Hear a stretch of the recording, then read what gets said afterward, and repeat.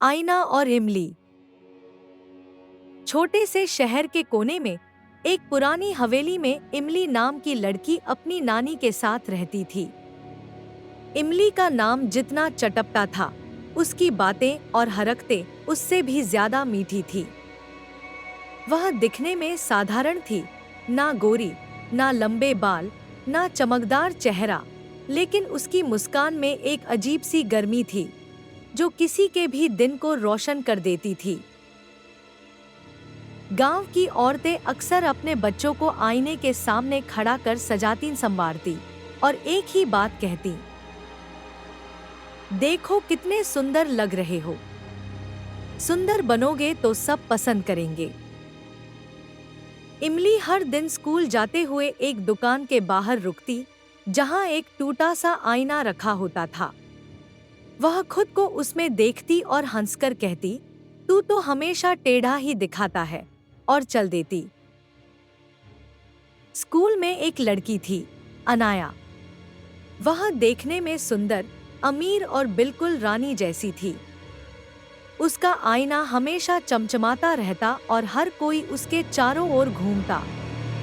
लेकिन अनाया को इमली बिल्कुल पसंद नहीं थी। वह कहती, तुम क्यों हर समय मुस्कुराती रहती हो, जब खुद की शक्ल तक आईने में देखने लायक नहीं है। इमली मुस्कुरा देती, मैं दूसरों का चेहरा देखकर मुस्कुराती हूँ, अपना नहीं। एक दिन स्कूल में एक प्रतियोगिता हुई, सच्ची सुंदरता की कहानी। हर लड़की तैयार होकर आई। किसी ने अपनी माँ की साड़ी पहनी, तो किसी ने पाउडर और लिपस्टिक से खुद को सजा लिया। जब इमली की बारी आई, तो वह बिना किसी सजावट के मंच पर पहुंची। उसके हाथ में एक छोटा आईना था। उसने मुस्कुराकर कहा, यह आईना रोज मुझे टेढ़ा दिखता है। कभी मैं इससे झगड़ती थी, फिर समझ आया कि यह सिर्फ एक कांच है। असली चेहरा तो वो है जो दूसरों के दिल में दिखता है। मेरी नानी की झुर्रियां उनके त्याग की कहानी कहती हैं। मेरी माँ के ढाव उनके संघर्ष की गवाही देते हैं। और मेरी मुस्कान, वो हर उस बच्चे की हंसी से बनी है जिसे मैंने एक चॉकलेट दे दी थी। सुंदरता सिर्फ गोरा रंग या सीधी नाक नहीं होती। वो होती है वक्त देने में, बात सुनने में और बिना मतलब के भी किसी का साथ निभाने में।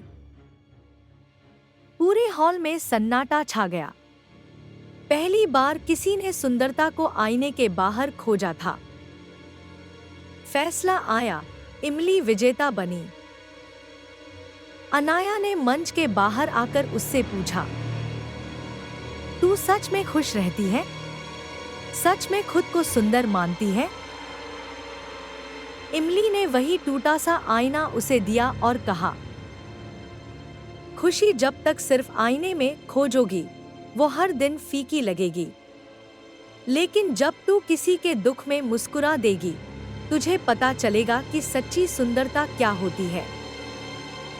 उस दिन के बाद अनाया ने अपने चमचमाते आईने को अलमारी में रख दिया और एक चुपचाप मुस्कुराते हुए बच्चे के पास बैठ गई।